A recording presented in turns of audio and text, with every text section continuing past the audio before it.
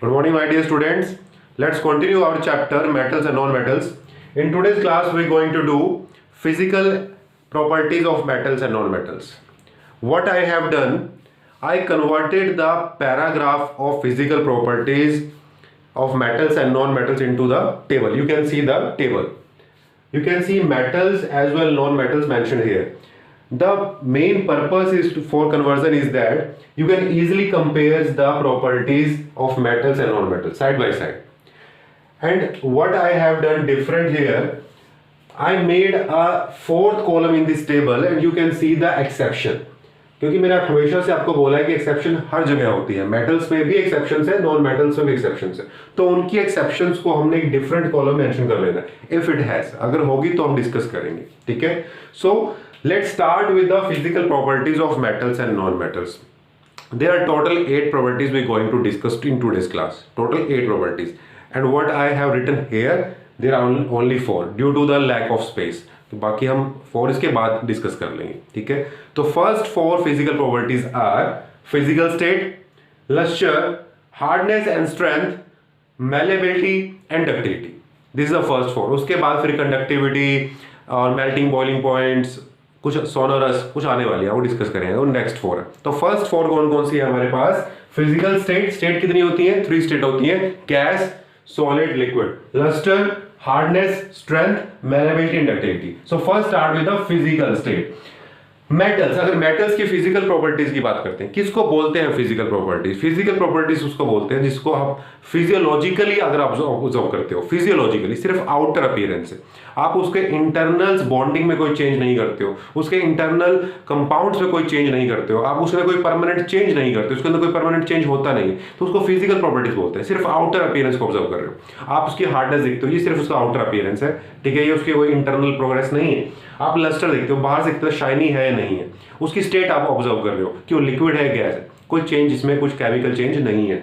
आप देखते हो कि मैलेबल डक्टिलिटी वो वायरस में कन्वर्ट होता ही नहीं होता. ये सब ऐसे चेंजेस में आप कुछ इंटरनल या केमिकल चेंज नहीं है, तो ये फिजिकल चेंज में आते हैं आपके. ठीक है. तो फर्स्ट है physical state. Metals are generally in solid state. ये लिक्विड सॉलिड की नहीं होते, जो जनरली है जितने मेटल्स है आपके, दे ऑल आर सॉलिड्स. उनकी कैसी स्टेट होती है? सॉलिड्स. सख्त होते हैं, सॉलिड स्टेट के होते हैं. ठीक है. But I already mention a star, मैंने यहां पर एक स्टार लगा दिया. कंडीशन, वो एक्सेप्शन है. This is the exception. क्या एक्सेप्शन है? Mercury. Mercury is a metal and it is in liquid state. Mercury is in liquid state. Generally all metals are solid, सबके सब मेटल सॉलिड है, लेकिन एक ऐसा मेटल है जो स्टेट जिसकी लिक्विड होती है, उसका नाम है मर्क्यूरी. ठीक है. So already mention here. Now non metals. क्या नॉन मेटल्स भी सभी नॉन सॉलिड्स होते हैं? नो. यहां पर आपको तीनों वैरायटीज देखने को मिल जाती हैं. सॉलिड स्टेट में भी प्रेजेंट होते हैं, लिक्विड स्टेट में प्रेजेंट होते हैं और गैसियस स्टेट में प्रेजेंट होते हैं नॉन मेटल्स. अगर मैं बात करता हूं सॉलिड स्टेट की, तो कार्बन, सल्फर, ये आपके ऐसे नॉन मेटल्स हैं जो सॉलिड स्टेट में प्रेजेंट होते हैं. ब्रोमीन एक ऐसा नॉन मेटल है जो लिक्विड स्टेट में प्रेजेंट होता है. अगर मैं गैसेस की बात करता हूं तो आपको यहां पर काफी ज्यादा एग्जांपल देखने को मिलते हैं नॉन मेटल्स में. Oxygen, nitrogen, fluorine, chlorine, this all are non metals. और सबकी सब कौन सी स्टेट है? सबकी सब गैसियस स्टेट में प्रेजेंट है. और यहां पर कोई एक्सेप्शन नहीं है. कोई एक्सेप्शन नहीं है तो मैंने वहां पर लिखा भी नहीं है. नॉन मेटल्स के अंदर कोई एक्सेप्शन हमें देखने को नहीं मिलती, स्पेशली फिजिकल स्टेट में, जो फर्स्ट फिजिकल प्रॉपर्टी है. सेकंड फिजिकल प्रॉपर्टी, लस्टर, यानी वो चमकदार है या नहीं है, चमकते हैं या नहीं है, शाइनी अपीयरेंस है या नहीं है. Metals have shiny appearance. Generally जितने मेटल्स हैं वो सबके सब आपको शाइनी अपीयरेंस देखने को मिलेंगे. सबके सब शाइन करते हैं, चाहे एल्यूमिनियम हो, कॉपर, गोल्ड, सिल्वर, प्लेटिनम, सब चमकदार है. ठीक है. नेक्स्ट है नॉन मेटल्स. क्या नॉन मेटल्स भी लस्टर है? No, they do not shine. वो चमकते नहीं है, they do not shine. But there is an exception. Exception यहां पर भी है. किसके साथ? आयोडीन और ग्रेफाइट. ये ऐसे नॉन मेटल है जो शाइन करते हैं. एंड बोला था एक्सेप्शन हो सकती है, अगर होगी तो हम डिस्कस करेंगे. आयोडीन और ब्रोमीन, आयोडीन और ग्रेफाइट, दे ऐसे एग्जांपल है नॉन मेटल्स के जो शाइन करते हैं. Next, hardness and strength. Metals hard भी होते हैं और स्ट्रॉन्ग भी होते हैं. ठीक है. मेटल्स आपको हार्ड भी मिलेंगे और वो दे आर स्ट्रॉन्ग टू. ठीक है ना. क्योंकि अब ग्लास की बात करें, ग्लास मेटल नॉन मेटल्स तो नहीं आता, लेकिन हार्डनेस की बात आई है तो ग्लास हार्ड है. क्या ग्लास स्ट्रॉन्ग है? नो, ग्लास स्ट्रॉन्ग नहीं है, वो टूट जाएगा. लेकिन मेटल्स की बात करें तो मेटल्स हार्ड भी है and they are strong too. Now non metals, not so hard not so strong, ना तो हार्ड है ना ही स्ट्रॉन्ग है, but there is an exception, यहां पर भी एक्सेप्शन है, और वो है किसकी? डायमंड की। डायमंड एक ऐसा नॉन मेटल है जो वर्ल्ड का सबसे हार्डेस्ट सब्सटेंस है, बहुत ज्यादा हार्ड है, ठीक है। क्या ऐसी कोई एक्सेप्शन मेटल्स में भी है? यस, मेटल्स में भी एक्सेप्शन है। मैंने लिखा they are hard and strong, but कुछ मेटल्स ऐसे हैं जो हार्ड और स्ट्रॉन्ग नहीं होते हैं। उनके एग्जांपल है सोडियम और potassium. They are so soft, इतने सॉफ्ट होते हैं कि आप उसको नाइफ से कट कर सकते हो, जस्ट लाइक अ बटर, जैसे मक्खन को कट करते हो आप अपने सोडियम और पोटेशियम को भी। Na is the symbol of sodium, K is the symbol of potassium, आप इसको कट कर सकते हो with the help of knife, just like a butter. इतने सॉफ्ट है। और बाकी जितने मेटल्स हैं they are hard and strong, तो एक्सेप्शन दोनों में देखने को मिलती है। नेक्स्ट है malleability and ductility. First we should know the definition of malleability and ductility. अगर मैं मैलेबिलिटी की बात करता हूं, मैलेबिलिटी यानी सिंपल, अगर सिंपल लैंग्वेज को कंफर्म करें, the property of metal by which they can be easily beaten into thin sheets.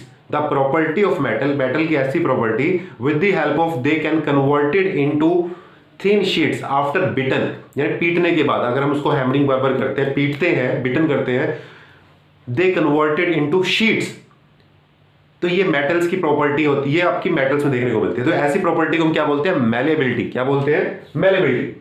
और डक्टिलिटी किसको बोलते हैं? The property of a substance which we can easily converted और drawn into wires, thin wires, जिसको हम wires में convert कर सकते हो, ऐसी प्रॉपर्टी को हम क्या बोलते हैं? किसी भी सब्सटेंस की प्रॉपर्टी को डक्टिलिटी बोलते हैं।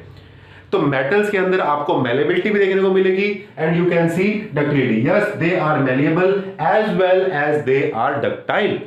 Means you can easily converted metals into thin sheets and you can easily convert the metals into thin wires, but you cannot convert non-metals into wires and sheets. They are brittle. कैसे होते हैं? Brittle होते हैं, टूट जाएंगे। क्या हमने carbon की वायर देखी है? नहीं देखी हमने, वो टूट जाती हैं, ठीक है। So neither malleable nor ductile, they are brittle, और यहां पर कोई भी एक्सेप्शन हमें देखने को नहीं मिलती है। सो ये फर्स्ट प्रॉपर्टीज है। अभी हम आगे चलते हैं नेक्स्ट 4 प्रॉपर्टीज पे।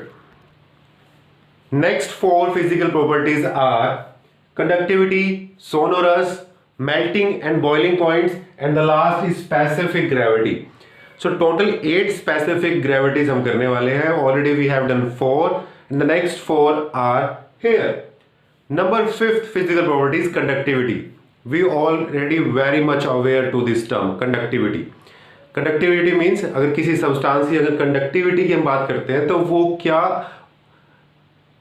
अलाउ करता है ट्रांसफर, किसी चीज को ट्रांसफर करने के लिए। अगर हम कंडक्टिविटी, क्या किस चीज की कंडक्टिविटी, अगर ट्रांसफर की बात करते हैं, यहां पर हमने एग्जांपल लिया है हीट का और इलेक्ट्रिसिटी का। If a substance allow heat or electricity to pass through it without any hesitation, without any hurdles, or you can say very smoothly, that type of substance are called good conductors. उसको हम good conductors बोलते हैं, ठीक है। और जो नहीं करता उसको bad conductors या insulators बोलते हैं, ठीक है। So let's start with the metals. क्या metals की conductivity अच्छी है या bad है? Metals are good conductor of heat and electricity. चाहे इलेक्ट्रिसिटी हो या हीट हो, वो दोनों को ही बड़ा इजीली पास करा देते हैं अपनी बॉडी से without any problem. But in case of non metals they are generally bad conductor of electricity, but you can see a star, means it has an exception and the exception is graphite. Graphite is a good conductor of heat as well as electricity, यहां पर exception देखने को मिलती है। Next sonorous. Sonorous means क्या होता है? So when you struck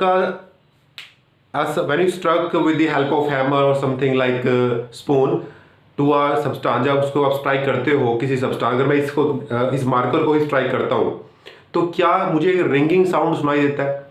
अगर रिंगिंग साउंड मुझे सुनाई देता है तो उसको हम सोनोरस बोलते हैं। मेटल्स को अगर मैं स्ट्राइक करूंगा किसी दूसरे मेटल से या किसी दूसरे वुड के सब्सटेंस से, किसी भी चीज से, तो वो एक रिंगिंग साउंड प्रोड्यूस करता है, आपकी बेल जैसे। आजकल तो हम इलेक्ट्रिक बेल यूज करते हैं, बट पहले मैनुअल बेल होती थी। आपके स्कूल में भी मैनुअल बेल है, ठीक है। अगर हम उसको स्ट्राइक करते हैं वुडन पीस से तो वो रिंगिंग साउंड प्रोड्यूस करता है। वो रिंगिंग साउंड क्यों प्रोड्यूस करता है? क्योंकि उसके पास एक फिजिकल प्रॉपर्टी है जिसका नाम है सोनोरस, कि जब भी उसको स्ट्राइक करते हैं तो उसकी बॉडी से रिंग्स जनरेट होती हैं, ठीक है, रिंगिंग साउंड जनरेट होता है। बट ऐसा कोई भी साउंड जनरेट नहीं होता नॉन मेटल्स में, दे आर नॉट सोनोरस। और यहां पर कोई भी एक्सेप्शन नहीं है। Non metals are generally not sonorous and all metals are generally sonorous, means they produce sound when we struck them. Okay, next melting and boiling point. Metals की बात करते हैं, they have high melting and high boiling points. Metals का generally they melt at very high temperature and they boil at very high temperature, दोनों ही high होते हैं। यहां पर भी एक्सेप्शन है। अगर मैं बात करता हूं सोडियम की और पोटेशियम की, they generally melt and they generally boil at very low temperature as compare to other metals in their category. But in case of non metals they generally have low melting and boiling point. जितने non metal है सबके सब आपको ऐसे हैं जिनका melting और boiling दोनों ही कम है। बट एक्सेप्शन यहां पर भी है, और वो एक्सेप्शन किसकी है? Graphite and diamond. इनका टेम्परेचर, बॉइलिंग टेम्परेचर और इनका मेल्टिंग टेम्परेचर दोनों ही काफी हाई है, ठीक है, very high. Next, specific gravity. This is the last physical property of metals and non metals. Specific gravity क्या होती है? देखो, स्पेसिफिक ग्रेविटी होती है कि अगर मैं सिंपल लैंग्वेज में आपको बताऊं, पानी में डूबता है या नहीं डूबता है कोई चीज। अगर पानी में कोई चीज डूबती नहीं है, तैरती है, या इजिली नहीं डिप होती, सेडिमेंटेशन इजिली नहीं होती है, तो उसको बोलते हैं हम लो स्पेसिफिक ग्रेविटी। अगर बहुत ही जल्दी वो डीप बैठ जाता है, डूब जाता है किसी पानी में कोई सब्सटेंस, तो उसकी स्पेसिफिक ग्रेविटी उतनी ज्यादा होती है। अगर मैं मेटल्स की बात करता हूं, metals have high specific gravity, इनकी स्पेसिफिक ग्रेविटी ज्यादा होती है। मतलब अगर इनको पानी में डालोगे आप, आयरन के पीस को, कॉपर के पीस को, जिंक के पीस को, फॉस्फोरस, तो बहुत जल्दी सेटल डाउन हो जाएंगे, बैठ जाएंगे, जल्दी डिप हो जाएंगे पानी में। इनकी स्पेसिफिक ग्रेविटी ज्यादा होती है। बट एक्सेप्शन यहां पर भी है, सोडियम और पोटेशियम। अगेन, सोडियम और पोटेशियम ऐसे मेटल्स हैं जिनकी स्पेसिफिक ग्रेविटी लो होती है, ये पानी में तैरते हैं, ठीक है ना। नेक्स्ट है non metals. Non metals generally have low specific gravity, इनमें कोई भी एक्सेप्शन नहीं है। दे generally have low specific gravity, means they will float in water. Water के अंदर या तो फ्लोट करेंगे या इनको काफी आपको काफी हार्ड वर्क करना पड़ेगा इनको डुबोने में, ठीक है ना। तो ये फिजिकल प्रॉपर्टीज जो हमने की है। इसके बाद जो नेक्स्ट क्लास होगी उसमें हम केमिकल प्रॉपर्टी स्टार्ट करने वाले हैं। तब तक के लिए थैंक यू सो मच।